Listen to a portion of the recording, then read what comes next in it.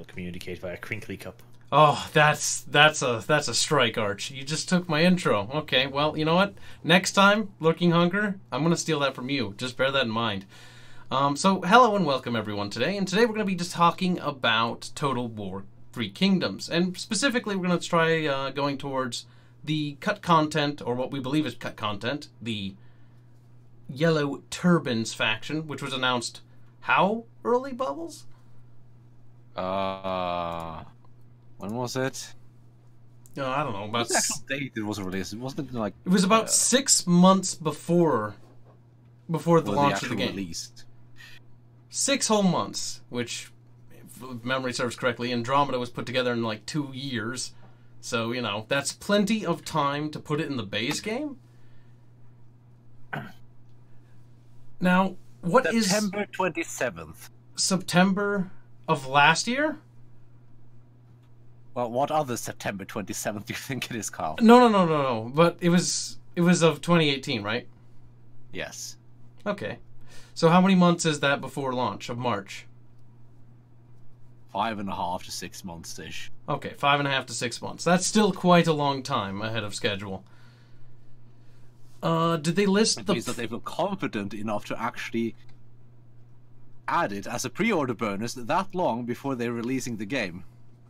And it's totally not cut content or anything, right? No. I mean, the game's already looks pretty good. We saw some of Darren's footage of the game. That looked pretty solid, right? You know, the guy... Horseman, go. Boom! He explodes when he hits the wall. You know, I gotta ask, how does it that the guy explodes when he hits the wall?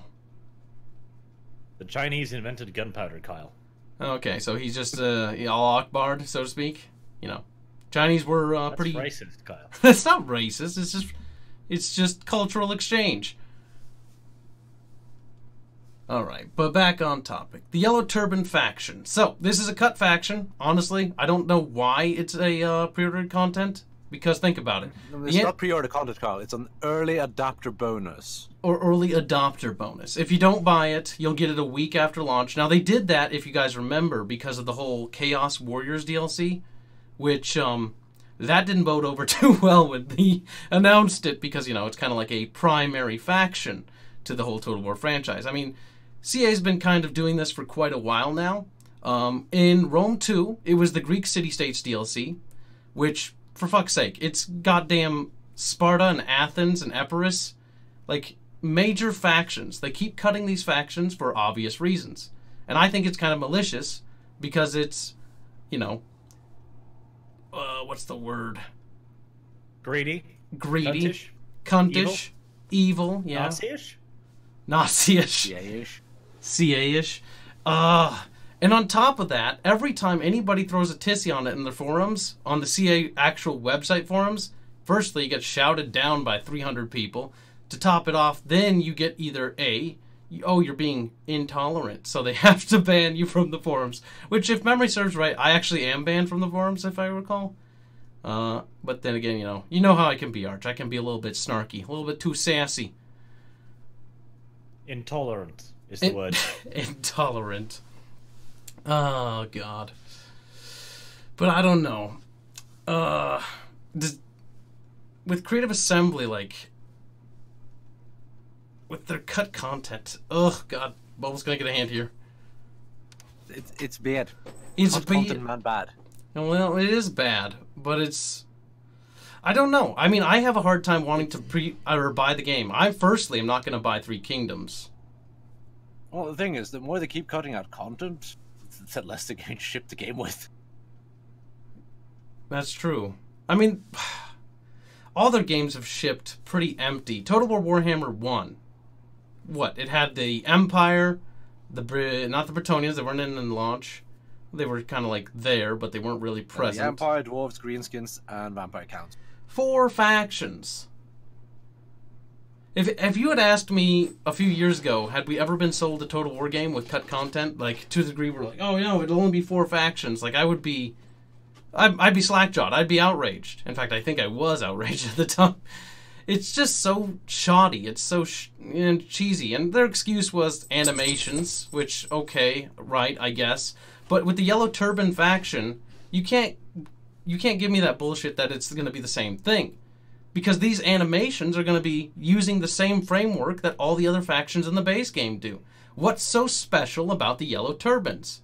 How come they are cut content versus like things like Chaos? You could get away with Chaos by saying like they have unique animations. Okay, fine. It's still cunty, but fuck you, I guess. And with the Yellow Turbans, they share the same animations. They're humans. They're all humans. All their combat models are probably the same for the most part. I don't know much about the Legendary Lords, the heroes in this game, but I wager that they're going to function. Legendary Lords is a pretty accurate... They're the same fucking thing. And I have literally seen them wipe out entire armies. I think Legendary Lords will work. Legendary Lords. It's annoying, though, because... oh, God. It's the same thing. And firstly, I could have sworn, now correct me if I'm wrong, but didn't Creative Assembly say that the next title would be a historical title? They lied on that one.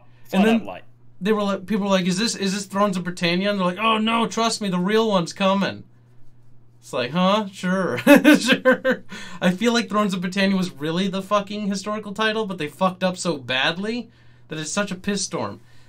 Does anybody even play Thrones of Britannia to this day? I don't. I mean, I'm sure there's people out there. I played it for what, 2 hours? Arch, how long did you play the damn thing for? I had to do like my review thingy on it, so I played it for a while. So you had to play it. Oh god, it's so bad. I never even played it. You're lucky, Bubbles. It's such a piece of shit, though. 30-day average is at 1,100.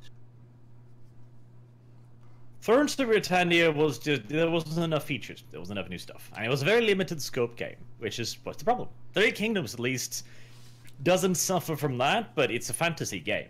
I mean, we still have not seen anything or heard anything about the historical mode. Nothing. Yeah. I don't even know, is there going to be a historical mode? Because all they said is that there will be a historical option, as if it's a secondary thing. It's like, oh, there's They have said option. there is historical mode. You can, at the beginning of the campaign, you're supposed to be able to switch, I want to play historical, I want to play romance. The thing is, I don't think there's going to be much difference between the two. I think it's going to be the bodyguard thing, and that's about it.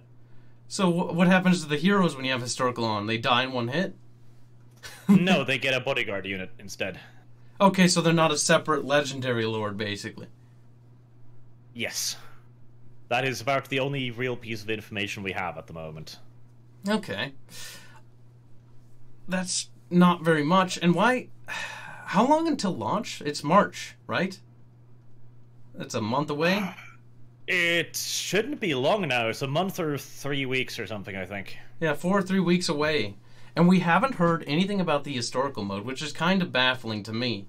Considering they did say that, oh, don't worry, we have the historical players in mind. You know, we haven't wayside you after seeing Total War Warhammer's profits, you know, returns. We're totally not just dumping you for fantasy now.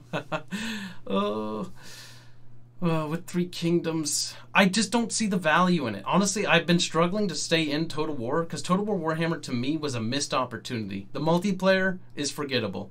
Like, it's just custom battles. They haven't done anything. They haven't innovated in any way. And I just don't see Three Kingdoms having that much in terms of multiplayer to offer. I mean, it's the same system, same Warscape engine, and on top of that, you probably have the standard two-player co-op, two-player competitive head-to-head campaign with your standard campaign solo player, or single player. I don't see the value in it. It's kind of just like recycling the same game over and over again with a different skin. There's no new engine, so I don't even know why they're charging us $60, besides just maybe some slight overwork on the models, because everything, I'm sure, functions fundamentally on the same level. The framework's already there. I mean, essentially... Well, we don't know yet. Like, they haven't said anything about multiplayer. And the thing is, I hope and probably think there will be co-op, but in my experience, if CA isn't talking about a feature, you probably shouldn't assume it's there. That's fair. I'd imagine it's going to be the exact same thing we've gotten since Rome 2 gutted the multiplayer that Shogun 2 had going for it. Which is fucking tragic. Like, people don't talk about this enough, but Shogun 2 had a genuinely good multiplayer, and for some reason, they just didn't continue with that, and I don't know why. You know, that is an excellent question. I wonder why. It's just not popular enough. Really? Maybe? I don't know. I mean, maybe not enough people played it. Many people actually using the multiplayer. I did. I know I used the Avatar campaign, and I played through it, and I thought it was the best thing ever. Everyone I've talked to who's used it seems to like it, but, you know, maybe not enough people did like it. I mean, it was an optional feature. You didn't have to do custom battles multiplayer with a progression system. You could just do straight-up custom battles as you go. You could always. Like, you don't have to unlock things. It was an option. And maybe that option just required too much development time and too much money and resources. Perhaps. But I just think the multiplayer system we have now is pretty uninspiring. I mean, at the very least, they could do something like Command & Conquer Generals had, where you play a multiplayer match, or Company Heroes, where you just level up and you, I don't know, get some aesthetics or perks, or maybe you just get a rank next to your icon, or something of that variance. But something rather than nothing, because it's just so bare bones. And on top of that, I can only imagine what the DLC is going to do in terms of multiplayer. We've seen it with Total War Warhammer and Warhammer 2. Multiplayer DLC factions just are so cancerous. They break the multiplayer, and they're always, for some odd reason, in favor of the DLC faction. Go figure. The one that you pay an additional $20 or $10 for? Yeah, that faction's now going to trump you in multiplayer. So multiplayer, I mean, honestly, you get dicked over all the time because pay to win. It really is. Yeah, it's a one-time purchase game, but the DLC is a buy it, oh, hey, I'm going to kick your ass now because the Minotaurs and fucking... Or was it the Minotaurs? The big fucking boar things, the Borgles, and you give them with the, what is it, the health potion? They fucking slaughter entire armies, and you just get armies of those things? Ugh. It was just cancerous. I mean, honestly, I've abandoned the multiplayer scene of Total War, and I abandoned it into Total Warhammer 1. I should have abandoned it a long time ago, to be brutally honest. It's not very engaging. And with the campaign being so... like, the AI in Three Kingdoms, or in the Warscape engine, has always suffered in siege battles. It's suffered from the beginning. I don't know how much you guys remember, but you guys remember Empire Total War's siege AI? The first introduction to the Warscape engine? When we got to see it firsthand? Those sieges weren't exactly impressive either. They weren't impressive. They were rather simplistic. They were star forts. But the AI just loves to get stuck. Star forts were as advanced as it got. You also had the square forts. Star forts, yeah, were the most advanced. Oh god, units would clip and get stuck on everything. To this day, it's still broken. I tried going back and playing some Darth mod the other day. Which I think, if I remember right, Arch was doing a campaign. Darth mod guy did the Ultimate Generals, right? He did, yes. Yeah, pretty cool. I mean, I don't blame him for ditching modding CA stuff, considering they piss all over the mods every time they make an update for their game, or a new game. God, the modding community Darth apparently applied for a job at CA, and they told him to go away, so... Why, though? Is there any news or information, or just like, they're like, no, sorry, we're not looking for you? No, it's a rumor level thing. Apparently, they asked him to come on an interview. Again, I stress this is rumor. Okay. That they asked him to come for an interview, and they just kind of told him to go away. Just like, piss off, dude. I'm sure they were more cordial than that. At least I'd hope so. We can hope. Speaking of cordial in CA, which we so know that is factual, what is the deal with, what's his name? Darren. Darren worked for CA at one point. Now, I haven't been following Creative Assembly drama for too long because, you know, they're known for their drama. Their Angry Joe drama, their Total Biscuit drama, or that's more so Sega than Creative Assembly. But either way, they're known for pissing off people. What was up with Darren Total War? Why did he get canned? The lore, as far as I know it, he didn't get fired. He quit. Apparently, they wanted to keep him on, but they, I don't know, there was something about he didn't want to continue doing that because it wasn't what he had hoped for, essentially. Okay. And after he quit, they cut practically all contact with him, and he is now on their blacklist. For speaking out against them? I don't know. The lore, as far as I know, is that he quit, and after that, they haven't really spoken to him.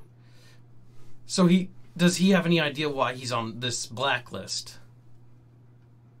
Well, presumably because he's been outspoken about their businesses. Since he has an insight into how they actually do business. I mean, as long as he didn't sign too many nerves. If he didn't sign even if he did sign an NDA, I mean, you can still talk about certain degrees of things, so he's fine. You just can't talk about game projects normally. I'm sure he's under some form of NDA, just standard stuff, but yeah, he still knows how they work. So I've been annoyed by their DLC policy for a while because I think they're charging too much compared to how much they put in. And he would know that for sure, and since he's been hired by them, he would be an authority on it, so his word would carry more weight than my idle speculation, I guess, which might be a good enough reason to blacklist him. I mean, I guess. It's just weird because Creative Assembly's been blacklisting people for a long while. I mean, you've been blacklisted, what? How many times now? Oh, no, I was blacklisted pretty much immediately. They talked to me actively for a while until they realized I wouldn't say what they wanted me to say, and after that, I didn't hear anything from them. I mean, yeah, I don't understand that. If you start closing off like that, it's not good for business. Now you look like you have something to hide. When you start being like, oh, no, we can't talk to you. Don't want you. The reasoning is fairly simple. They just don't give anything early out to anyone who will say anything bad. That way, they only get these lukewarm press in the early stages, so they at least get their pre-orders, or at least people don't get scared away from pre-ordering the game from bad press. Don't get timid. They want to drive up the pre-orders. I did enjoy a lot of the gameplay that was put out recently at that previews event. Because I watched a lot of that to try and get an impression of the game myself, and the AI looks fucking dreadful, but what I noticed was that pretty much all of them were either very happy about it, like, oh yeah, this is great, or they kept repeating, yeah, things could change, but things could change, which makes me suspicious. Oh, God. See, it sounds kind of concerning, the fact that even the YouTubers who covered it had to tout the line, like oh, God, we don't want to fucking offend you, great lord. It'll get better, we promise, master. Like, it's... Yeah, but I mean, you can't blame them for that. Like, this is... They want that content, yes. CA is, at this point, kind of famous for blacklisting people. So I mean, if your content relies on this, I entirely understand why you... They're just trying to defend themselves, but it's sad that they have to grovel. They don't deserve that. Well, they don't necessarily have to grovel, they just have to not say what they want to say. They can't speak, they can at most say, like, oh, it's what's the usual line? Like, this is an early access view, this is like beta, because everything nowadays is beta until launch. At the last possible second. They can be like, it's just a bug, don't worry about it. It's a little bug. It's a tiny, fucking insignificant bug, Rome 2. Don't worry, we don't know, it's a weird glitch. Some people the AI don't work at all. It's like, we forgot to, put the AI into the game before we fucking sent it out for everyone to download. I'm pretty sure Rome 2's release was a bug in and of itself. They're like, whoops. We should have moved it a few years back. It is still better than it used to be, though. Like, at least now, even if the... one shouldn't really make assumptions, but even if they are feeling under a certain pressure to maybe modulate themselves, at least now we can see the gameplay, which means we can see the AI just wandering around with spear units. We can see heroes killing entire armies. We can see the AI just chilling in the capture point with archer units who break and run before they fire a single arrow. We can see that, and that is valuable. I mean, the break and run thing sounds like it's an easy fix. Basically, they just change the values around a little bit for how their morale works. I'd hope that would be an easy fix, but some of the things are just fucking outlandishly bad. One of the things that really annoys me to this day is the Three Kingdoms footage with the guys with the grappling hooks. Instead of, attempting to fix and improve on the problems. They acknowledge the problems and accept the problems as they are and try to work around it, which is almost kind of admirable, except for the fact that it still doesn't work. Maybe they just can't fix it. I think it's just integral to the Warscape engine. I think that engine, and I've always thought that it is actually fundamentally broken. There's something at its core that's busted since day one. And they've been milking that shit for how long now? Yes, it's a modular engine. I get that. And I see the economical value in that. I understand and appreciate that Creative Assembly wants to make a unique engine for their franchise. Not using things like Unreal because they need a special engine to handle their flock mechanic. That thing that they're known for ever since Shogun 1 and Medieval 1. That unique idea where units can move as a mass, the flock system is what they called it. And it made it simulate like a cool, realistic like battle. They need a special engine, and that makes sense. Like, that's what Total War Rome 1 operated on, was the Total War Engine 1, and if I remember right, Medieval 2 operates on Total War Mod 2, if I recall correctly is the name of the engine. They had to make engine worked on. Yep. I mean, these engines are their unique engines. They have to be for this game. This game is a very unique product. But the Warscape engine has proven to us time and time again that it can't handle it. And Creative Assembly, it's expensive. Trust me, I know. Like, making an engine is hard as hell. I can only imagine what a AAA studio has to do to fucking make an engine. The economical price alone of creating an engine from the ground up is probably daunting. And considering the colossal failures of Rome 2, but even so, Rome 2 still sold. I don't know if it's broken the record now, but I think if I remember right, Rome 2 actually outsold every single Total War. Because of the hype they built up around it. All that money and resources they put into the advertisement campaigns. The live action ones and all that. They did put a fair bit of money into that. I mean, a fair bit. Oh, that's a lot of money. I don't think they've ever put the same amount of money in terms of advertisement since Warhammer 1. Or, not Warhammer 1, Rome 2. It was just... It was everywhere. Oh, Rome 2 was going to be their biggest game. The successor to Rome 1, which was huge. Yeah, it revolutionized their genre. Rome 1 was Rome 1 had a goddamn was on a TV show, for fuck's sake, yeah. It was revolutionary. Rome 2 got some episodes as sort of a courteous nod, but it was still 2 years too late, if I remember right. It was not very impressive. But the problem, I think, with Creative Assembly... Oh, go ahead. Just the sheer amount of press that Rome 2 has gotten even long after its release because of patches and more DLC, especially after they released something like Third War Warhammer, which brought in a whole new group of people. Yeah, brought in franchise. And then they released more stuff for Rome 2, which makes Rome 2 sell even more.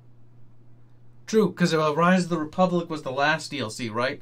And it was looking pretty promising. People were actually they had mixed feelings. Because at the same time, people were like, ooh, new updates for this game that's old and we thought was dead.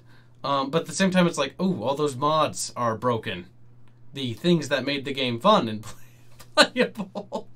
So people had to go back to vanilla and were like, ooh, I don't really like that. Rome 2 is a good Total War with mods. Without it, it's barely serviceable. I'm curious how many people actually play modded Total War, though.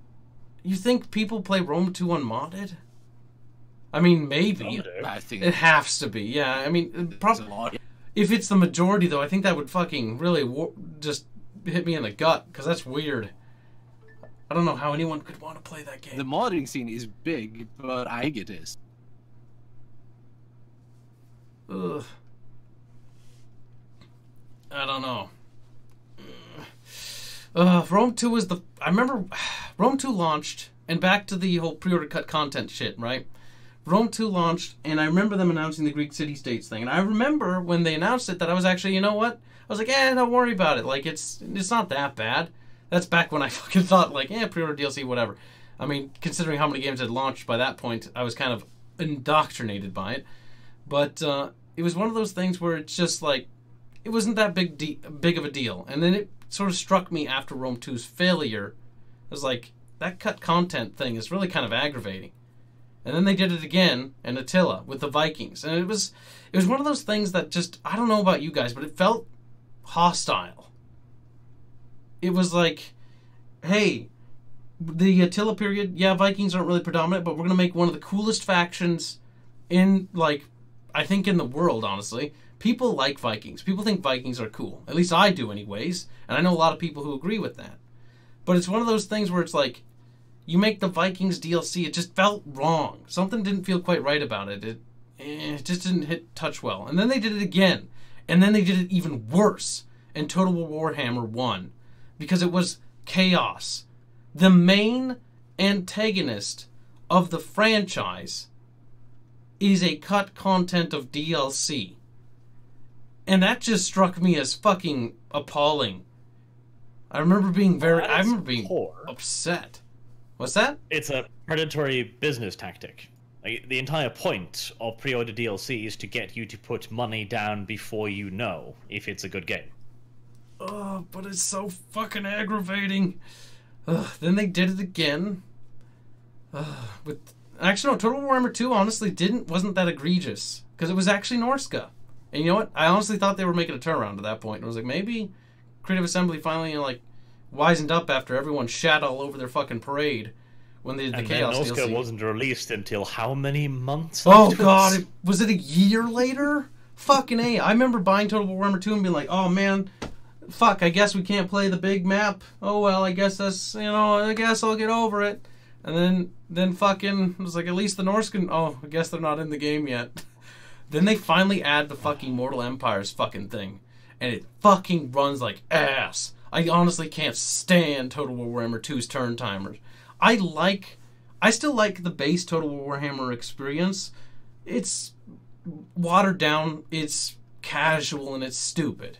But it's back to the roots. I mean, it's still fun. You can accuse Shogun 2 of the same thing, but back to the roots is not necessarily a bad thing, because Total War has good roots. But my problem was the fact that the turn timer was so egregious. And when you start modding it, God have mercy. I don't know about you, but I actually counted it. One time, a single turn rotation, even with skipping, and I had a mod to skip animations to try to speed it up, it took approximately, I think, 14 or 12 minutes. I mean, that's just awful. I think I remember Rome 2 being faster than that. And I remember Rome 2 taking forever to cycle through the turns. Oh, God have mercy if you did a fucking co-op campaign, though. The desynchronizations were awful. Oh, God. But, I mean, Thrones of Britannia comes out, and it feels like a cash grab, because it's a modded thing. And so, everything just starts feeling really, really just anti-consumer, anti-Total War. And everybody in the forums are all like, oh, you're just fucking hating on them. You're just a hater because you don't like this content. It's like, I love Total War.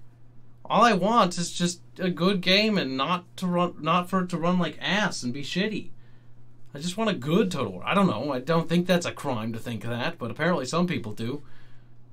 Thrones of Britannia. What came after Thrones of Britannia? Nothing really, because we just had Total War Warhammer 2. Ah, yes, Total War Arena. That's canned, by the way. Wargaming pulled the plug. I guess they didn't want to put up with that bullshit either. Wargaming have actually successful products to sell. Why waste time on that thing? I knew that was a bad idea. I said it was a bad idea from the fucking beginning. Oh, God. See, I played it early on, and I was like, you know what? This has a little bit of promise. Like, if they fucking make it a little bit more complicated, and then they started removing features and dumbing it down even further, I'm like, oh, a game. Never mind. Oh. Man, they do tend to just dumb down the games a bit. They're like, just make it a little stupider.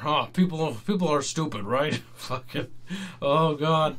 The problem is they should have they can make a MOBA styled RTS, fine, but don't use the Total War fucking brand, because you're running it through the mud. It's almost like fucking when they made that stupid mobile app game. What the hell was it called?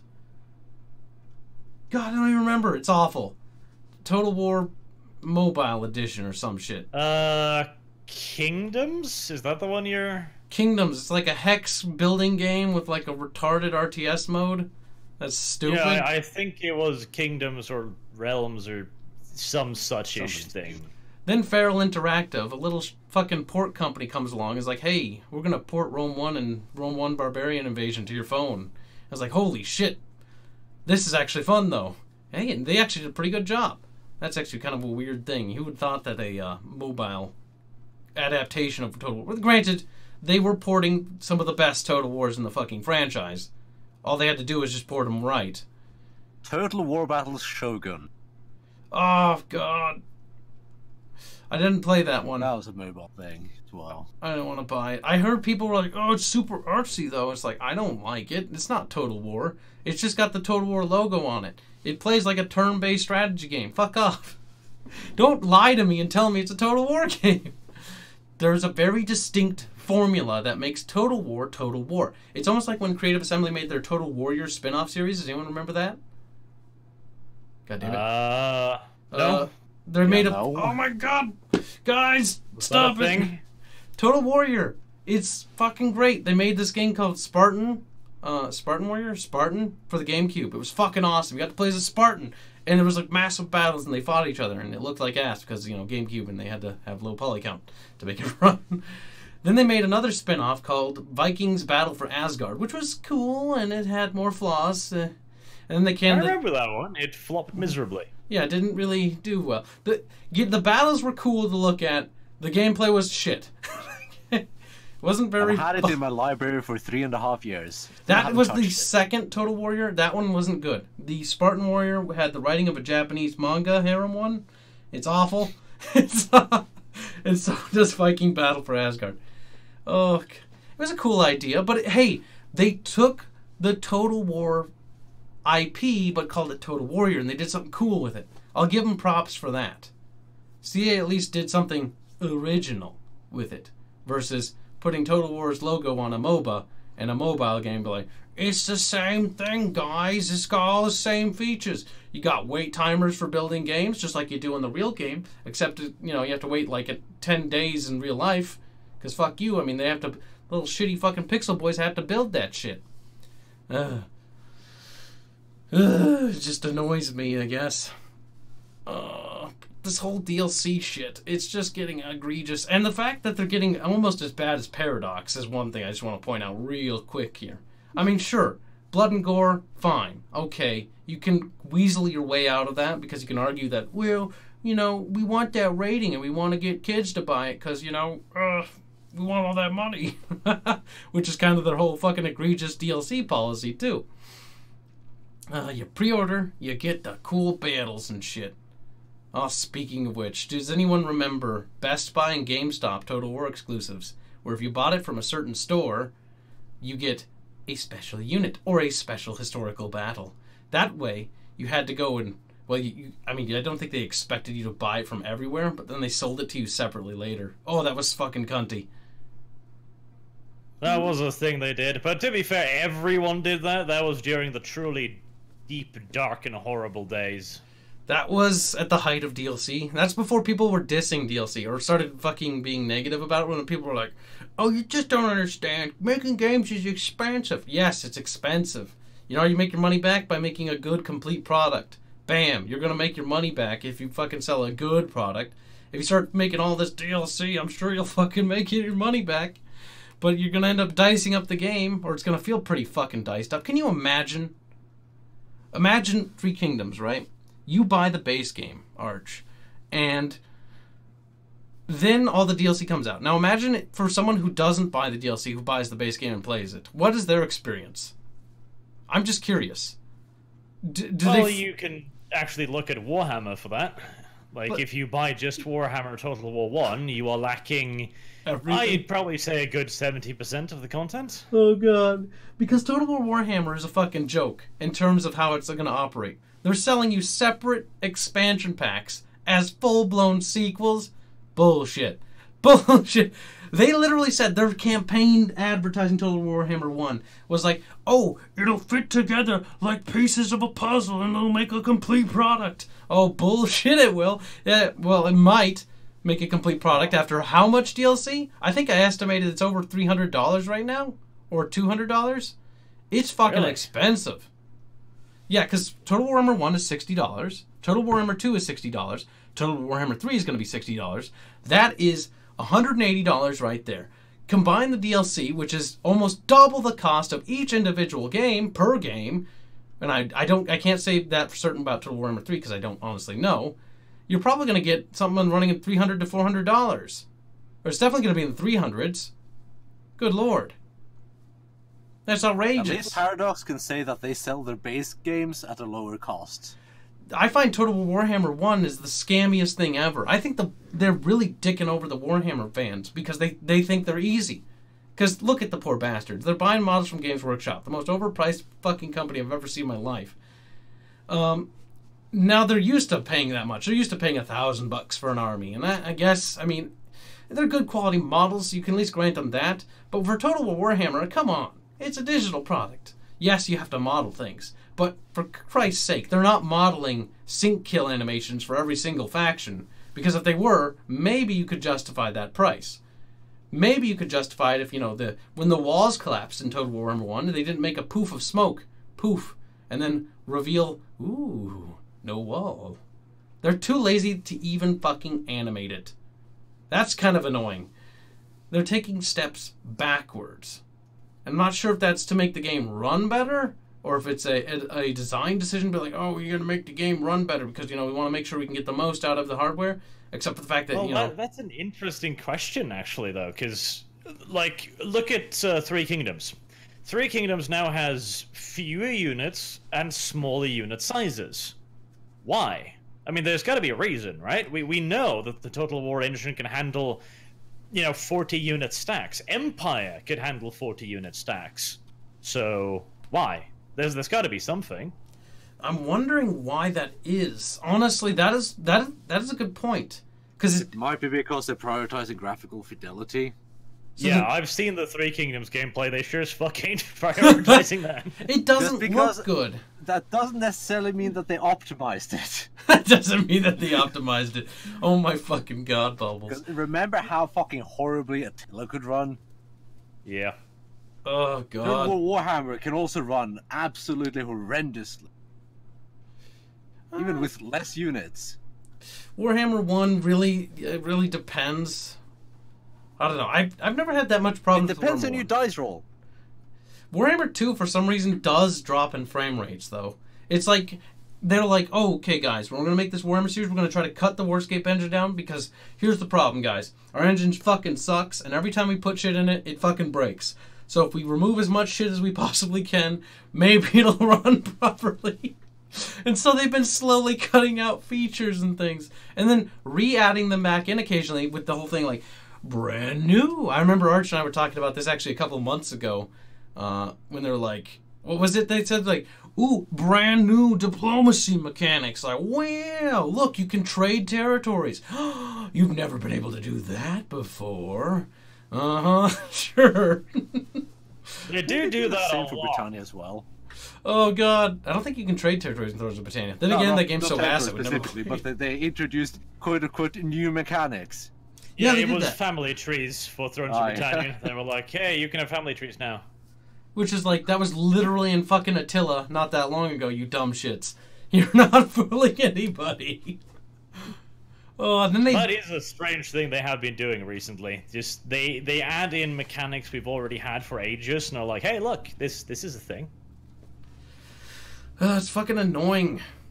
Oh, Creative Assembly. All I want is a good product. You know, not like Stormrise with their Australian division shout out. That was an interesting game that ran like ass and was never quite finished. I'd like something finished and something a little bit polished even. But back to touch up on the fucking... Because you... Is it 18 units now? 18 units and your 3 heroes. That's your army now. 18 units and 3 heroes per army. So technically you get 21 cards in total. I mean, not really counting the heroes too much. I mean, it depends on if you want to count the heroes. Like, personally, I don't, because they're single fucking characters. Like, I don't count that as a unit. I count that as a fucking legendary hero thing. And the thing that annoys me again is, like, we know the engine can handle fucking 20 stack armies pretty damn well. So it's just, this doesn't make any sense to me. I don't know. That is weird. What? Why? Why are the units being reduced? And I guess, okay, so if you have your bodyguard, I'm trying to think here, you still get, like, retainer dudes. So, like, 120 random schmucks that escort your general. No? Remember, they've reduced the size of cavalry units down to 40 on what is apparently Ultra, so... That's awful. Assuming the general has cavalry, which they have had in all the gameplay so far, it would still only be 120 dudes tops. 120 tops. Still not doing anything new. I guess Warscape is that shitty. And unit pathing doesn't look any better either, seeing as how half the units get stuck on everything. They tried doubling the walls to reduce the issues of units not being able to move on walls. That didn't work at all. Okay, I played Total War Warhammer 1 and 2, and I put about over 1,000 hours, I think, combined, or at least 900. And I gotta say that the double wall hasn't improved anything. So we've already seen them go back on that because it didn't work. Three Kingdoms walls don't look doubled up. Not from what I've seen. Because you can only work better, but not good. Units will just get, like, the minute a flock unit makes contact with an enemy unit, it breaks and engages. It breaks formation and engages, and that's... Walls have been a problem forever in every single game. They've never managed to fix the wall. For whatever reason. I can't honestly tell you why, because those... I mean, I'd have wagered making the walls as combat zones is weird, because you have a weird plane that you only have certain accesses to, like gatehouses or siege towers, which can be applied to anything. Which basically pathing can already be difficult on flat ground, as we can tell, which means adding in the wall itself, with a unit half on the wall, half down on the ground. Oh god. Fuck's me half with pathing.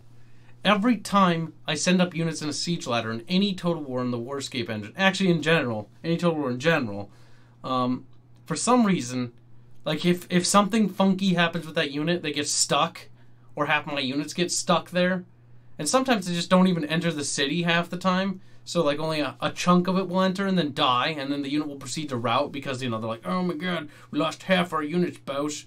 It's like, well, the other half are just standing outside the gate. No shit, they're going to start running, because there's might as well. But I don't know. Siege towers and ladders in Rome 1 and Medieval 2 barely even worked at times. Yeah, they get stuck on all sorts of shit. Oh, if you do any sort of janky maneuvers with them, it's as long as you were straightforward. Now, if you put two siege towers next to each other, there's a 50% chance that both units will try to go to the same siege tower. Because they the unit pathing's always been a problem, I guess. The pathing has always been very, very derpy. But the thing is, like, gamers are a very forgiving lot, honestly, and you can see that in this Medieval 2 and etc. Nobody really bitches about the pathing. They're like, oh, that's derpable and fucking retarded, but it doesn't ruin your enjoyment of it. No. In Rome 2, it kind of does, to begin with, where they just didn't fucking work. In Medieval 2, you can at least go them up on the walls eventually.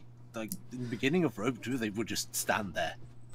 Beginning of Rome 2? Are you talking about the launch of Rome 2 or the beginning of, like, the game? In the siege launch. In launch, the AI would not do anything. I can tell you for certainty, they just stand there. Yeah, no, to begin with, it literally couldn't fight. The famous charge bug, where its units would rush towards you for a few seconds, then get almost close, and then turn around. Oh my god, you'd shoot them all to death, because they'd turn around, and then, because of how Rome 2 worked, Rome 2 had some really ambitious things, and it was their last attempt to be ambitious. Arch has made this point, I think, a few times before. They tried. Rome 2 had a lot of ambitious ideas, it's just that none of them worked. All of them failed simultaneously. Oh, so much. The Senate, for example, they were like, oh, yeah, the Senate, it's going to be like, they're all going to have their own agendas, reasons, like, you're going to remember these people by name, because they've got their own agendas, for and against you and shit. No, they were just a thing that triggered civil war occasionally. The Senate The Descendants not even really a mechanic. You don't remember their names. Sure, there's the But parties. They only last for like 20 turns anyway. Yeah, because they They die die. of old age. They die. Oh my god. Fucking terrible. The Civil War mechanic. Talk about something overly ambitious that didn't fucking execute properly. It's a cool idea on paper, but in execution, we saw how bad that was. When every time you'd get too big, all these houses would form. And only they made it worse in the more recent expansion by, like, making it more predominant, where other factions will grow as you expand your empire. And it'll even take provinces. And you have no control over whether House Dipshit grabs your fucking near your capital region. You don't get any control over that. Now, you can always still cheese it by, you know, killing or demoting all your generals belonging to the house. It's too easy to manipulate. Honestly, Rome 1 had a better system because you could control all your dudes, and yeah, some of them could rebel against you, but it was like they were self-contained rebels. But you had House Scipii and House Brutii as their own unique elements. They weren't under your control, so you can't cheese it. You can't kill them. Start this war at your pleasure, not at the AI's pleasure. Yeah, it was tailored to the PvE experience, which is honestly for the best in campaign terms. Making it PvE, and it's also just a boring mechanic. Like, okay, so since the Civil War, half your fucking empire just disappears. Now you're gonna have to fight another long, grueling, boring fucking campaign against these fucks. Like, wow. Yes, now you're going to have to replay half your campaign. yay! It's an effort to See, this is the thing the CA has been trying for a while now. They've been always like, oh yeah, we want narrative. We want to have a story told. Yeah, you're not very good at this, CA. If you want to do that, you're going to have to make actual characters. Essentially, you're going to have to do Crusader Kings, where these characters will have stuff they do. You're going to have to make a far more complex game, basically. The Crusader Kings approach works, and they did it kind of in Medieval 2 and 1, if anyone remembers correctly. The way the characters built up their stats, their retinues, and their traits, and their different skills. It felt like they were characters. Like, I remember Alexandros, Emperor of the Byzantine Empire, and he's like, what's his fucking, like, thing? Well, he became a cuckold. And that's one of the most memorable things I have of Medieval 2. I think it was within turn 2, too. That was pretty bad. But you'd get cool things like that, and they felt like they had personality. They didn't even need to say anything, honestly. It was the traits that built up their personality. It's like, this guy got cucked, and he's now known as a cuckold, and he's fucking upset about it. And that's why he's got so much dread, because he can roleplay a little, and he's going around killing everybody, because he's so upset. He's not taking prisoners. And you could... If they went back to that system, but introduced that kind of narrative, like they would take actions... I mean, fuck, like you said... He's upset about it. Okay, maybe he kills a retainer out of fucking nowhere because, you know, thought he was sleeping with his wife. Yeah, he's like, oh yeah, jealousy. No, not a bad idea. He gets like a trait called paranoia, and he has a chance to kill any male retainers. Female retainers he'll be fine with because he's like, oh, I can't be cheating on them because they're women's. I know it's not very progressive, but you got to look at the times, my lads. No, I am very progressive, Kyle. I am championing hashtag recruit Chinese daughters. 50% equality in the casualty lists now. 50%. Oh, God. I mean, if they're going to go fucking SJW, they might as well do that. Oh, God damn, you reminded me of the drama with Rome 2, where they fucking did the whole women's. Like, we're going to increase the women stat. Instead of making a button, bubbles. Paradox does this. You know more about Crusader Kings than I do. Yes, basically in Crusader Kings 2, they have the option for you to start with total equality among the sexes as a not default option that you have to go change. But it's an option. It's a choice. Yes. And choices for players is great. If you want to have more female generals, by all means, go ahead. Knock yourself out. That's awesome. More power to you. But they didn't take away. They didn't add an option. Instead, they forced us to deal with it. They forced us to have more women generals. And there's nothing wrong with that. The problem is for people who want a more historical Age of Antiquity campaign, we kind of want, more historical things. Sure, there are certain factions that are more liberal in their ideologies, like the Greeks. And we all know how gay they can be. Yeah. But seeing the I Romans... would actually argue that there is something wrong with about it, though. Because this was a game that's been out for ages, and this wasn't voluntary. This was dumped on us. And this is a pretty damn major change to what is supposed to be a historical fucking Total War title. What was their argument? It's historical themed or something. I don't remember. No, it's not historically accurate. It's historically authentic or something like that. It's historically authentic. Oh, that's even though authentic is accurate. But hey, details. As our no. And even then, nobody reacted. Nobody reacted violently until CA started shutting down the discussion on it, and suddenly the fire was lit. Fucking retards. Oh God. Oh, not Arch. Bubbles, do you remember when that whole fucking toxicity thing was with CA? That wasn't recently, was it? Toxicity thing. The whole thing where Grace went and talked about toxicity in their community and how to combat the toxic player base. That was about summer last year. Does that match up with that drama? Think so? I think so. There was an article where she made an interview where she told that the historical authenticity thing is not her thing, it's a company policy, fucking retardedly enough. And there was some talk in that article, I think, about the toxic community. And how to deal with the toxic players who are the enemy. They must be defeated at any cost. Oh, they honestly treat the players and they treat their hardcore fans as if they were the enemy. They just want your money, and then they want that progressive points. Get out of here. There's nothing wrong. Like Bubble said earlier, like, make a button. Like, flip a switch. Easy peasy lemon McFucking squeezy. It changes the stat value. You can have more female generals. Hell, maybe you can mod them to be weeaboo ones so you can get a bunch of fucking waifu generals. You can get yourself a Budoka-chan.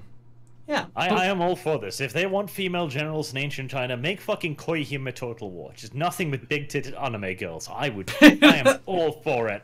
All for it. Oh, I mean, come on. Actually, wait. Speak of the devil. Shogun 2 has mods for that. Oh, God. Weeaboo mods. But that's great. Can you imagine the speeches before battle? Oh, God. Cringe. They could even hire some Japanese animation studios to do the bouncy effects, so to speak. Give it that whole physics, you know. Show us how powerful the Warscape engine really is, huh? That's terrible. I think that would probably break the game if you had more than one female unit. Oh, man. Well, we don't have female units, that's the thing. Females are only available as leaders. Yeah, that's fucking weird. Jesus. Hey, I mean, Rome 2, you get Gorgos skirmishers, and the Gorgos are all an all-female slinger group, if I remember right. That at least they can. A handful of female units. Well, there were a handful. That's true. They did make the Rome 2 the women's DLC. I remember, because they're like, oh, look at all the women's. It's like, look, these units came out of fucking nowhere, like Daughters of Mars unit pack, I think. Daughters of Mars. Yep. Oh God, there's some fucking unit packs then. Oh God, no, Beasts of War. Don't remember that. Fucking useless. This onager throws fucking bees at people. How do you tell? Well, you don't. Not to mention the derp they made when they'd showed camel riders in a previous gameplay before the release of the game, and here they are, DLC format. Yeah, they were holding back. Oh, Creative Assembly. See, they're known for cutting content. They've done it to us before. They've lied to us. They've blacklisted us. They banned us from their forums of discussion, unwilling to communicate with the player base. I am not going to buy their game. I'm not going to pre-order it for the very most part, and I'm not going to buy that shit, because, Arch, you can suffer through Three Kingdoms when it comes out. Ugh. Because I assume you're still planning to do some coverage of it after launch, of course. Yeah, I'm going to have to. It's good luck. Kind of the thing I do, so. Oh... Poor bastard. Look at the bright side. It's like, if you go back and make an Andromeda series, I'm sure people would watch it now, because it'd be nostalgia, right? Andromeda was a bad game. Yeah. I'm just glad it fucking freaked out and stopped loading on me. That was a blessing. Oh, man. That's right, you didn't finish your Let's Play. I kind of enjoyed that series. It was funny watching. If I remember right, I remember Arch and I discussing how we both had simultaneous black screens and the series had to be cut.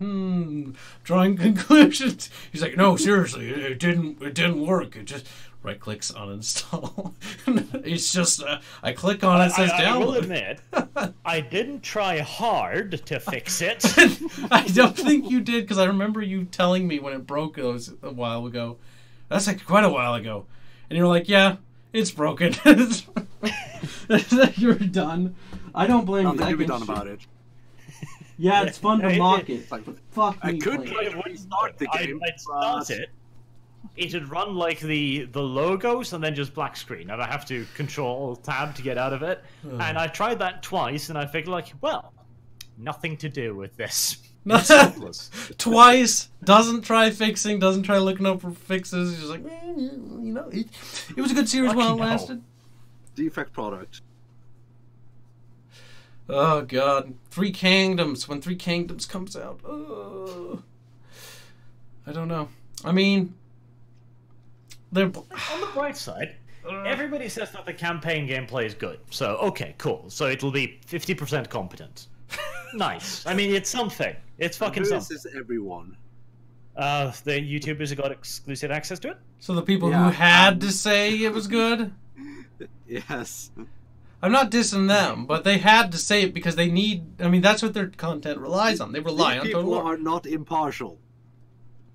Yeah, no. Let me guess. It's the usual run of the mill, like Lionheart and Spartan Dudes or whatever. I'm not going to mention Nick because it's. Oh, look at that! He's like, oh no. There's no need to mention names. Sidesteps. Oh, come on. I actually had an interesting conversation about this a week or so ago with Luton, who I had a little bit of a drama thing with ages ago, but we talk now. He's a nice guy. We talked about like how. Because we came onto the subject of Dawn of War 3 and how he had mistaken the game, and apparently it was a lot to do with the event. So he got brought out there, you know, the whole song and dance. We got to talking. Clearly, that influences people because you're brought to these events. You know, everybody's really nice to you. You get food. You get maybe brought to a nice location. Apparently, the Warhammer event was like in a medieval village thing, and there were horseback fighting and all kinds of insane shit. Like, obviously, you are going to be affected by that environment. Psychology. You know? I mean, I have an advantage because I have a background in business. You don't think of just the game; you think of everything about it. Yeah, because the event. I view these people as my enemy, basically. Because it's the same in business. Like when you're invited to somewhere. They'll be really nice to you. Obviously, they'll feed you. They'll be good people because they're just dudes. They're just people, and they want to be nice and friendly. But at the end of the day, you're still companies competing for the best rates. And so when I got invited to Slytherin, for example, I was able to kind of see, like, yeah, this is interesting, but some of this is dodgy because I can view them as the enemy. I mean, that's good. Always go in with a skeptical mind. Honestly, after Rome 2 dicked me over and my hopes were so dashed, I can't not be skeptical about everything. Like, I get excited for things, but at the same time, it's like, I'm excited, but I'm not hyped. Hype is disgusting. Hype trains need to burn and be derailed because they're toxic and they're bad for the consumer. And these companies use these hype trains to manipulate people into supporting them blindly, rather than being skeptical and looking for, you know, any flaws or anything that need to be called out. And honestly, we should call these things out because these things will help them improve, or at least criticism is supposed to work that way. Critiquing is supposed to work that way. Problem is they won't have it. Criticism's bad, and so they've shut themselves off. Who is that one guy? Maybe we should name names, but remember a while ago, Arch, we talked to some guy who worked at Relic, if I recall correctly. It was quite a while ago. That was during the Dawn of War 3 thing. We only talked to him very briefly, but he mentioned some stuff about how everybody in the studio, like, works them up into a mindset where they're like, we're right, and they just don't really understand what they want. We know what they want. They don't quite comprehend what they want. We're making what they really want.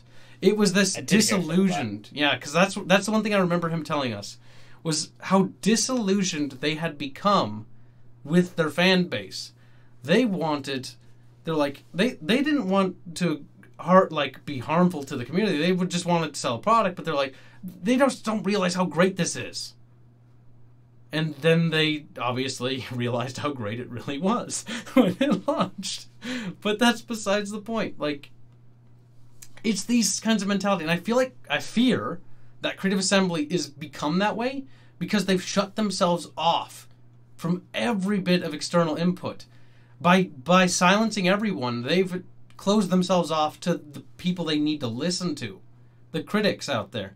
The people who are willing to point out the flaws and be like, tell them the hard truths, like, hey man, like, this sucks. We'd really like it if you just stopped doing this altogether and did something completely different with this mechanic here, because it just doesn't work. Instead of them continually forcing it on us. Like the Total War Warhammer 1 with the walls and Warhammer 2 not improving on the walls. They just refuse to acknowledge the fact that there's a problem and just go with it. Like, whatever. It still sells. They do acknowledge that things are problems now. Like the killing animations. They realize it's a problem, and so they just removed the feature in its entirety. Oh, that's not really the good way of doing it, though. What I'm saying... No, that's true, but they aren't ignoring it. You can't say that. I guess you're right. The only way these companies will actually get out of this kind of mindset is to take an actual financial hit. That's true. It's the only way. It is the only way. And luckily, they're owned by Sega. And Sega is a company that very much... If numbers start falling for Sega, they step in. If numbers are good, Sega don't give a shit. Sega just want money to flow. You're making the monies, you're good. That's true. Actually, Arch and I talked about this quite a bit way back when it happened, but remember Rome 2 and how bad it was, and how CA felt like they were on a leash, like a very tight leash, like they were gasping for air, like trying to breathe. They had to play it safe with every release, not being able to experiment, which is a shame because Creative Assembly, when they experiment, can produce some pretty good products. Well, in the past, at least. Yeah. And Sega smacked them hard with that. After that, they released basically nothing but standard titles, all the way up to Total War Warhammer, etc. And like Three Kingdoms... Because they knew more Japanese overlords are watching. Arigato gozaimasu. That's not how that works, but you get the point. Like, Arch, you know actual Japanese. How about you give us a proper line? Fuck you, CA. Oh, well, that's not Japanese. It's not Baka no Hentai, I know that, but, we're making progress, I guess. Out of the lose and into the Japanese are very interesting people when it comes to their like corporate culture. Like, the Japanese won't give a shit as long as CA is delivering, but the moment they're not, all fucking hell will break loose. Yeah, you're right. But I think, honestly, the best way, and you said this before as well, the best way we can deal with Creative Assembly is to just not buy it. No, at least not pre-order at the very least. To send at least somewhat a message that blacklisting people, blacklisting you, blacklisting, all these other YouTubers just for thinking differently is not the right course of action. And it's certainly not mature or professional coming from a AAA studio that is supposed to be professional. I'm not necessarily for boycotting, because I'm not a full boycott. Boycotting works. But not pre-ordering, I think, is... That'll take a very valuable thing to do. Like, just don't pre-order it. Trust me, that alone will send a fairly clear message. Yeah, that's simple. Like, if you still are interested in the game and you still want to play it, that's fine. By all means, buy it. But just don't pre-order. They know their sales. They're always looking at the sales. And that's why pre-order DLC and DLC has become so popular. Because it does sell. Because we buy it. If we stop buying it... Pre-order numbers are very important. Like, this is what they bring to their investors. The first week of sales and pre-orders, that's their bread and butter. But yeah, if we stop buying it, and that number drops, their investors are going to get cranky and real pissy. We've seen that with Activision Blizzard. Oh, Activision fucking Blizzard. It's the same thing. I don't want Creative Assembly to die as a company. I don't want it to just vanish and go up and the Total War franchise to just vanish into some other person's hands. I'd prefer Creative Assembly to be at the helm because they have the experience behind it At least I believe them to. But I want them to pull their head out of their ass. That's about it, though, for me. Very generous of you, Kyle. I know, right? It's pretty lenient, I'd say. They can thank me You're very later. merciful. Oh, yes, oh, merciful Lord. My $60. Oh, Yeah, good. I don't think they're gonna be in any way endangered to dying if we fucking murk Three Kingdoms pre-order numbers, etc. What I think will happen is that their Japanese overlord will go to them and look very sternly into their eyes and say, "Son, I am disappointed though." And then CA will have to deal with that. Yeah, pretty much. All right, that kind of wraps up all what I want to talk about, unless anyone's got any mentionables. I'll take that silence as a no. Can't think of anything in particular. That's all right. That's all right. All right. Well, we're gonna pull the stream here then. Thanks everyone for joining, and that was a fun little conversation, even though I spitter spattered in the beginning. But either way, we'll see you all next time. Ta-ta for now.